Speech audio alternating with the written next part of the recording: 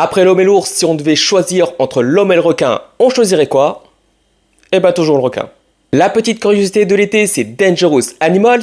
C'est l'histoire d'une surfeuse nommée Zephyr qui va être kidnappée par un tueur en série qui se sert des requins pour achever ses victimes et assouvir ses envies. Elle va être séquestrée sur son bateau et va devoir affronter tous les dangers, que ce soit sur terre ou sur mer. C'est une petite série B très simple d'être pris au piège en pleine mer par un tueur en série d'un côté et des requins de l'autre.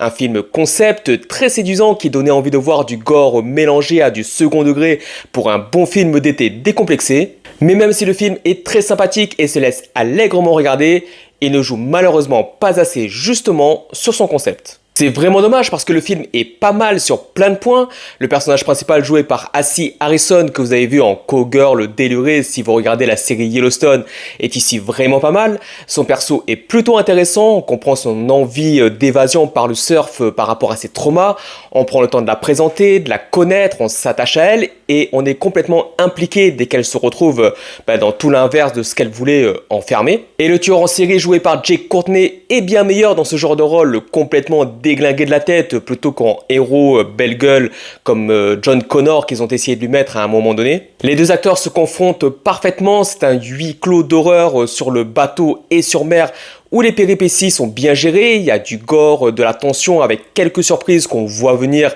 et d'autres moins. Mais le film n'arrive jamais vraiment à fusionner en juxtaposant le danger du tueur en série et des requins dans une sorte de chaos déchaîné. En réalité, les requins ne sont majoritairement utilisés que dans des situations contrôlées, entre guillemets, à part une ou deux fois vite fait, mais ce qui fait que la confrontation ne se joue finalement surtout qu'entre la victime et son bourreau.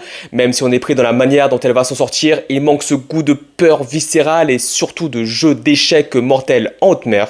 Malgré tout, le film reste prenant à suivre avec une réalisation simple mais limpide et une ambiance estivale entre Split et les Dents de la Mer.